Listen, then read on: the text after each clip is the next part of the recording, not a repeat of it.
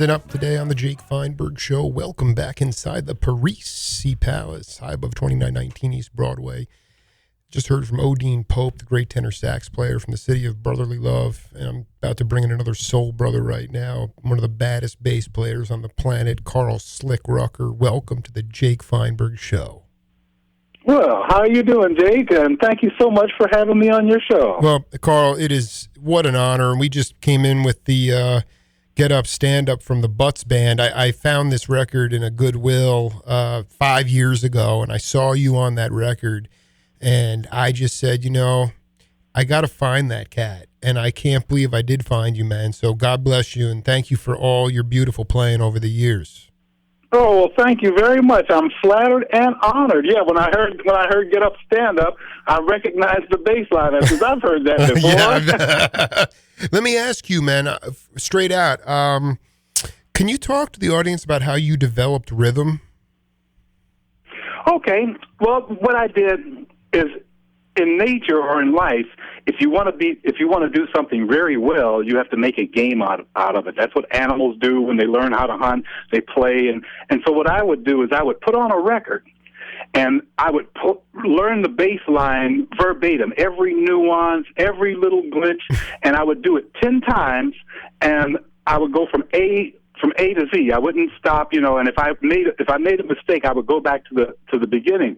And so the only way I could go to the next song is if I played the song that I was listening to perfectly 10 times, then I could go and learn another song. And that also told me in my mind that whatever the bass player in the studio was doing and I was doing it, that could have been me. So it kind of like transposed our space-time thing so that in my mind, in the depths of my mind, I knew that could have been me. It was just another time, but it wasn't a matter of ability or, so I was actually the bass players that I learned their songs. I actually became the musicians that I listened to. Could you talk about a couple of the albums? Were they jazz? Were you playing upright? I mean, can you tell me some of the albums you used to relentlessly practice to?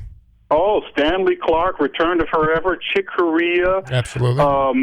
The Temptations, Jean-Luc Ponty, because I play violin also. I saw a picture of you and James Gatson. I've done a lot of sessions with James Gatson. Me, James Gatson, and Ray Parker Jr.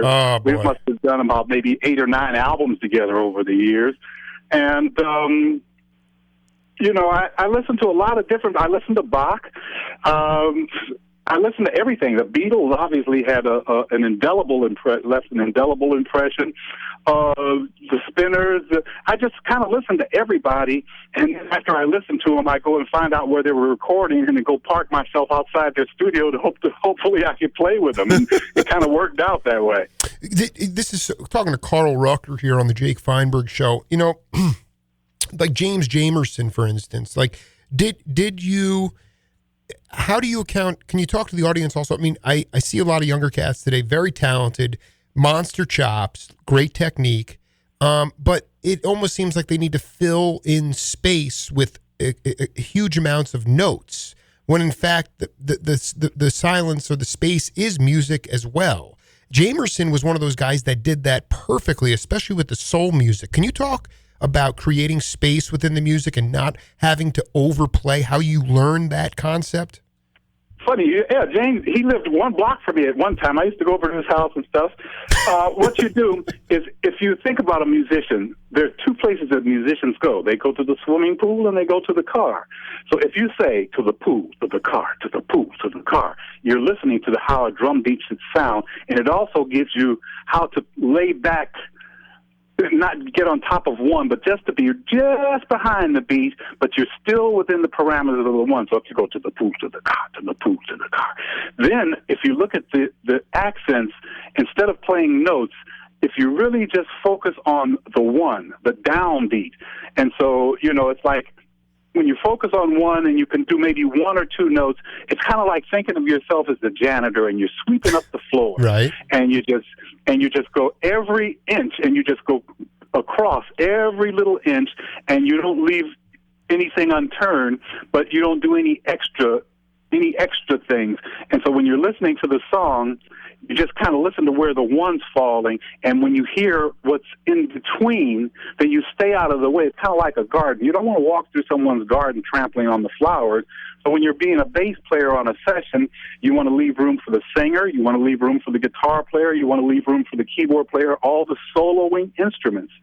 And basically, you want to accompany them. I kind of like to think of myself as the Ed McMahon of studio musicians, you know. I'm like, Johnny's the star, I'm just up there to support you, you know? I mean, you are burning. Like, the thing is that, is it just, I mean, I know what you're saying. As a non-musician, though, can you learn that only from records, or can you talk about the first gig you had, that like a live gig where you really had to get up on the bandstand, you know, stay off people's toes, but you learned to play the downbeat? Well, I was in high school, and I played with groups, you know, the Specials, the Cast Irons, the Shy Lights from Chicago. Wow. And I was like 15 years old, and before that I was playing trumpet in the high school band and marching band, and before that I was playing piano. And I was kind of like classical music because my mother, she's a psychiatrist, but she was like a dean of behavioral science at Malcolm X College, but she's also a classical pianist. She's a better musician than me, actually, seriously. I mean, really? She plays Bach, Beethoven, Chopin, Mozart, Liszt, Brahms at a drop of a hat. And though I can play it like that, as a child, I used to listen to her practice every morning, and so when I'd get up, I'd practice right behind her, and I'd just play what I just heard her play. Mm-hmm. And so obviously, you know, it was clear that the piano was my favorite toy. And I just kind of went from there. I went from trumpet, piano to trumpet to bass to violin to drums to guitar to you know, the other instruments. I just love musical instruments. I mean, those are my favorite toys. I mean, the two sets of favorite toys on the planet are musical instruments in my brain. You are. I mean, we're having a ball here. I mean, did you grow up? Where did you grow up?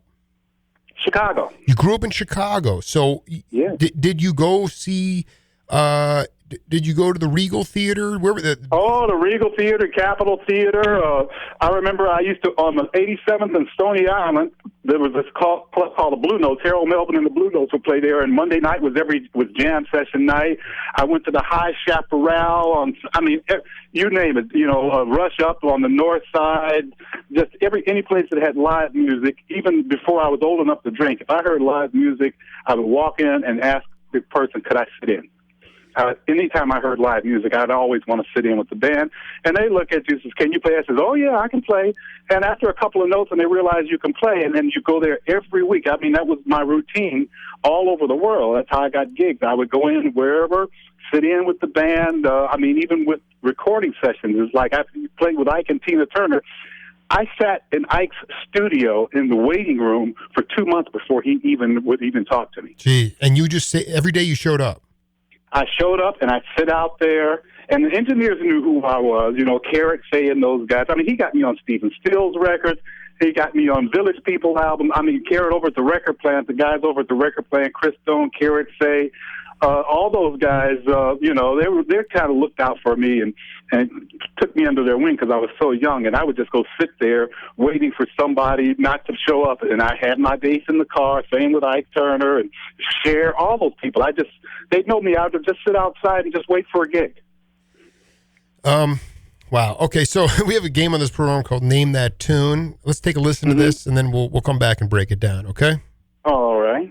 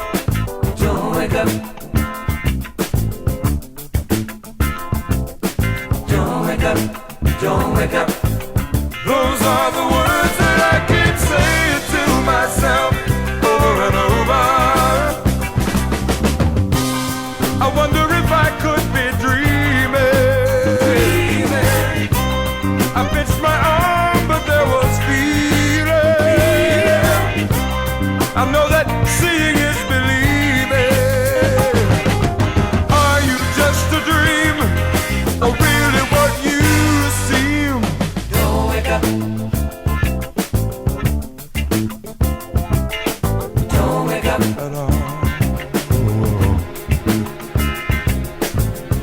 wake up. Don't wake up. Don't wake up. How am I gonna make up all the time I've lost thinking about you? The time that we have left is fleeting, and look how close our hearts are beating. Another dream would be defeated. You can't just be a dream, you must be what you seem. Don't wake up, Don't wake up. I don't wanna see the daylight. Don't wake up. I do all my loving at night.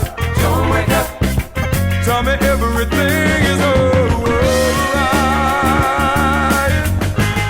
It's alright, it's alright.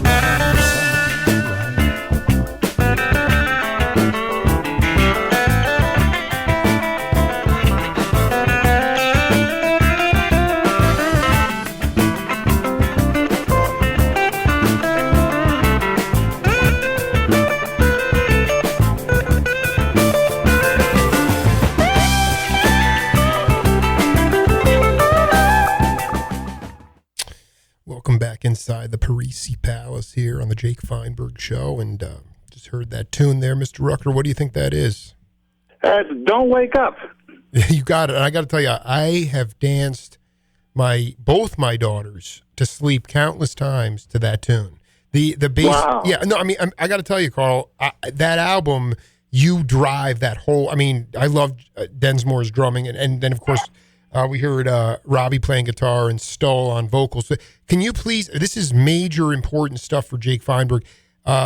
Those cats had tried to put together an English band, English-American band, didn't work out. They came back, and then they recruited this Butts band in America. Slick Rucker's part of it. Take me through how you originally met Robbie and John. Okay, well, I was playing under the pier in Redondo Beach here in California, and they had a lot of little clubs along the pier. So on my break, I would go in and fit in with other clubs.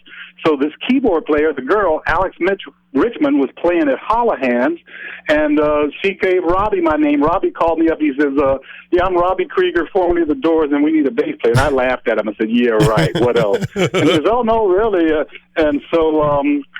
they said, well, come on down to an audition. I said, you have to tell me something that's on an album. And he told me, the name of my publishing company is Nazenflat. And I said, oh, yeah. And so he says, come on down to an audition. It was at 2122 Granville in West L.A. It was the old factory.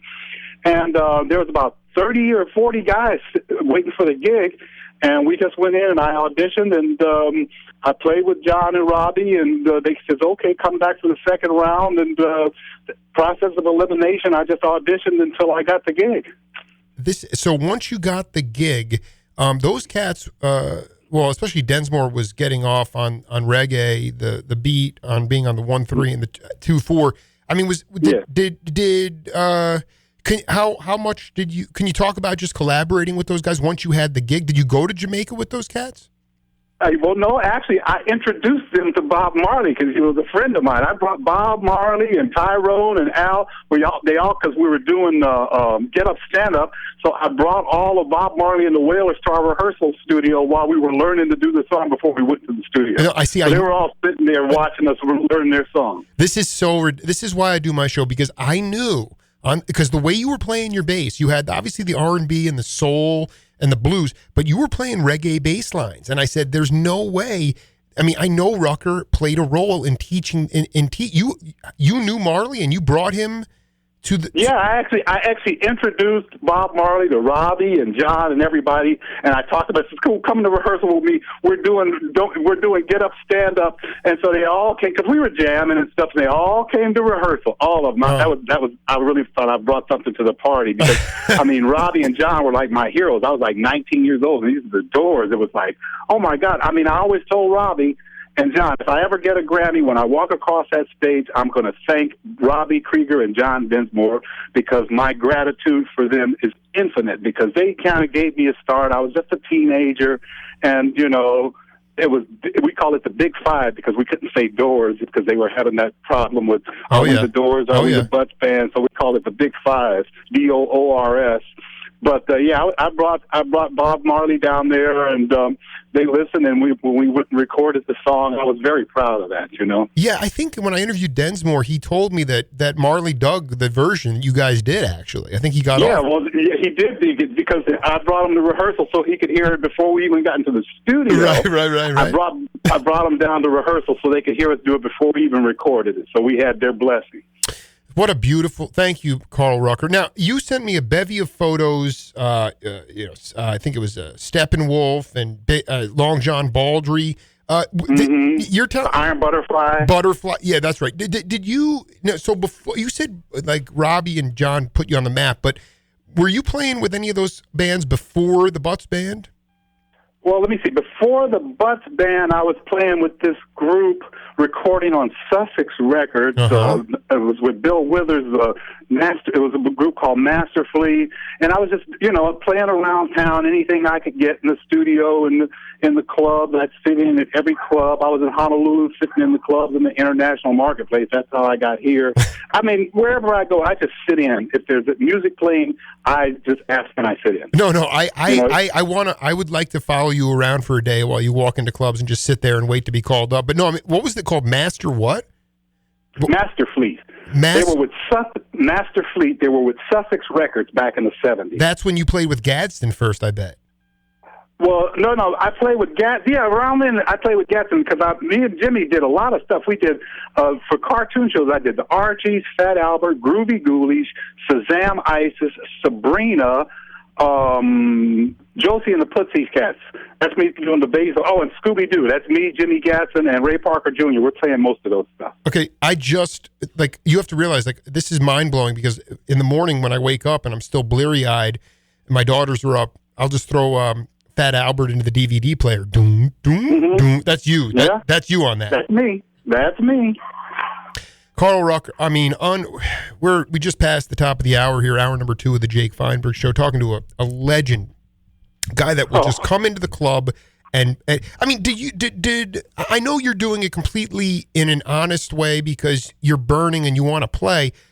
Do you think that did you ever run into any brushback from people just saying, who is this guy trying to sit in, push? How did you deal with, I mean, it's not easy when you get with real people on the bandstand, especially if you're just there all the time chomping at the bit. I mean, can you talk about how was there a period of adversity? Was there ever a time where somebody tried to, basically say, you don't have any business, you're just a patron, what are you doing? I mean, how did you handle it? Only one guy, and I'm only going to tell you his name because I like him and we ended up good friends. Okay. Jimmy Lyons from the Eddie Money Band, because me and Eddie Money were good friends, and Eddie wanted me to go on the road with him. He said, I have to tell you, Jimmy hates your guts.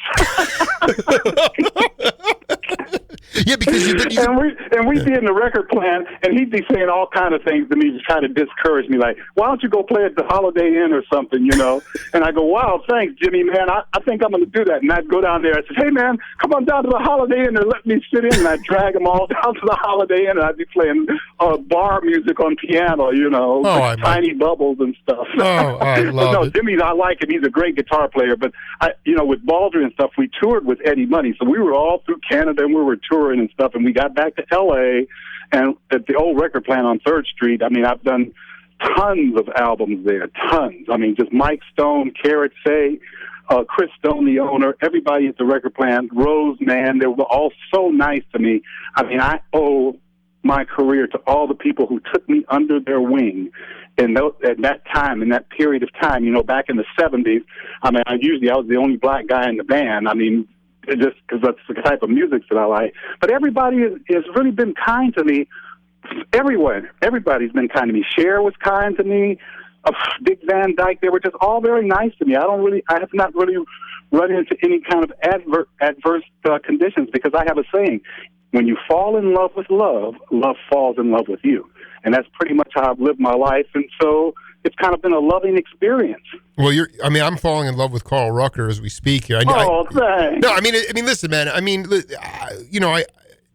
speaking to cats like Densmore, it's like, that they have lived this incredible rock star life, but at the same time, it's not that incredible because at the end of the day, you're still cleaning up dog poop in the backyard. You're still just a human being, and it's that groundedness. It's just being grounded that we are all just humans on this planet. And I wonder, Mr. Rucker, how you mentor cats today and treat them the way you were treated. Are you able to do that?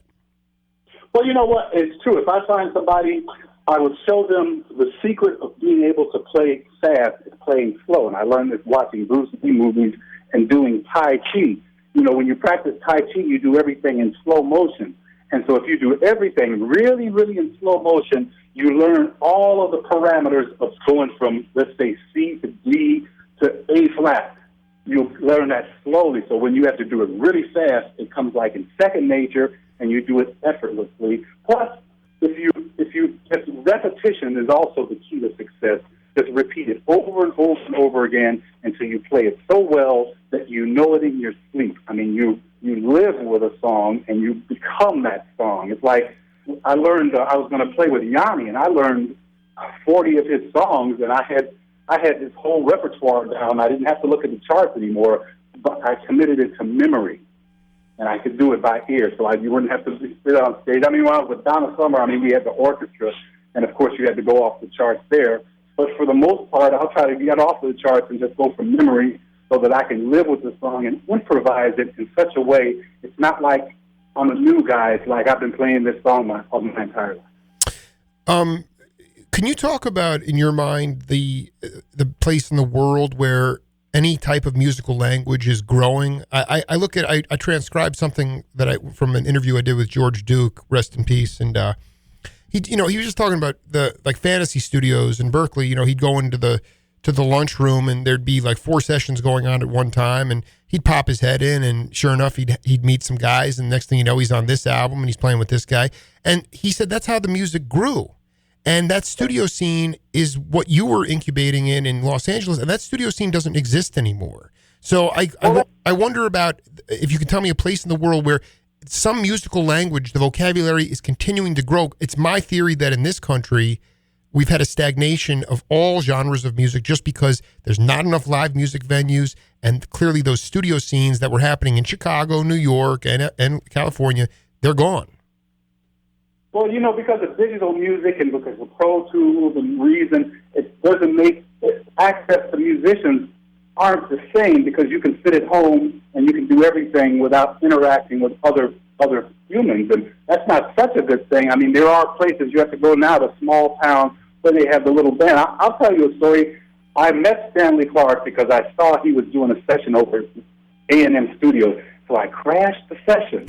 I'm sitting there, and nobody said anything to me. I just sat there, and I went up to him because I had learned all of the Return to Forever stuff. I said, Mr. Clarke, I said, you are my hero. You're the greatest bass player. I know all your songs. And he was nice. He said, well, come on over to the house with me. And I was like, oh, my God, Stanley Clarke is taking me over to his house. And so we got there, and he went over to his record rack, and he pulled out my album. He said, I've been buying your albums, too. It was like he pulled out a James album. Wow. He bought before we became very good friends. And then, me, Stanley Clarke, Chicory, I played with George Duke. Me and John Platania played with George Duke back in the 70s. What was that? LA Express, we did Tom Scott stuff. And I had my jazz phase, but I did like rock and roll a lot because you could not only be more expressive musically, your body language could express, the head banging. It made another dimension to what you were saying musically, and the expression of freedom and the freedom of creativity was more prevalent on a rock and roll stage as opposed to a jazz or an R&B stage where it's a little bit more controlled, if you see what I mean. You think, okay, so that's interesting. I mean, even in that Return to Forever setting, it's controlled, but there's just so much improvisation. You're telling me there's more freedom within the rock setting? Oh, yes, much more free. I mean, like Return Forever, there was a Return to the Seventh Son. Yep. I mean, it's like, I mean, when you learn to play that, you can get loose because now that you know where the scales are, it's all about, for all the musicians out there, it's about positioning. I mean, you have modes of music, Aeolian, Phrygian, Mixolydian, Locrian mode, and all mode means that you're changing keys. Once you realize that there really is only one key, and the sharps and flats just because of the positions. Once you understand the nature of a scale, then you can improvise forever because you know where all the notes are. So you can just mix it up because you're not going to hit any wrong note. And it's about where you cross your thumb, over your forefinger, or your forefinger under your thumb. It all breaks down doing scales. So for all you musicians out there, practice your scales, get yourself a Hammond book, and just meticulously every day. Scales are very important because it teaches you the fundamentals of how all music is built. Can you, Karl, can you talk about the first time you went to Africa and the impact that it had on you? Well, it was North Africa, and when I travel everywhere, it's like going to a person's house. You respect a person's house if there's no smoking or if you take your shoes off at the door. I look at other countries like that. So when I go to another country, I like to respect the house rules and what I try to assimilate into whatever their culture and sociological norms are. I just try to fall into that, and when in Rome, do as the Romans do. Did you get an appreciation for the language of music being different than it is in Western culture? Well, I got appreciation for the language of the drum being every instrument in Africa is a drum, even though it makes sound. James Brown knew that too, that every instrument basically is a drum. Mm-hmm. And so you can have musical drums and you can have monotone drums, but they're all drums. So therefore, if you think about your rhythm and you want to sing your song, and you beat out the rhythm and then you put notes to it later on. Because I was thinking of putting a music school online. I'm going to open up a piano school and teach people how to read and play. And the first segment of this is teaching them how to count. Before you learn the notes, before you learn notation, you have to learn how to count and how to look at, let's say, a phrase of music and to see it in your head by looking at the notes. So if a person knows how to count and they don't have to concentrate on what notes they're hitting, then when they look at the music after the fact, then the song will pop up in their head. When they just look at the paper, the song's already in their head. Well, Mr. Rucker, let's stay in touch and plan on doing a part 2. You enlightened and brought wisdom and love to a lot of people today, and I'm going to be, cranking out these transcriptions and getting them out on new media. But you really are, man. Like Stanley Clarke, when he pulled out your album, man, you just know that cats like me, non-musicians, are being impacted and are able to transcend the physical world through your playing, and it, just keep it happening, and let's plan to do part 2 down the road, okay? Well, thank you very much, and I'm very honored to be on your radio show. Anytime, feel free to call me, and if there's anything I can do. Oh, yes, there's something that you can do. Have all your friends go to CD and get the song WWJD. My mother, she's 92 years old. She wrote the words to this song, and I put the music to it, and she uses the proceeds to give bus passes and to the homeless and the elderly of Chicago, and it's wintertime there. And she's 92 with her and my sister, and she put together a music book, and I'm going to do the music, and she does the words. And so if your audience could go and help my mother, help the elderly, I would be very grateful indeed. You better believe it, Karl. And have yourself a blessed day. Your mom's a brilliant woman, all right? And we'll talk soon. All right. Thank you very much, and thank you again. Cheers. We'll be right back. Number 2 of the Jake Feinberg Show on KEVT Power Talk, 1210 a.m., Sahuarita, Tucson. Thank you so much for making us part of your day today. It's my honor to bring in a guy who I've been searching for a long time. I happened to tip him off to my interview with Ralph Towner, and now I got him on my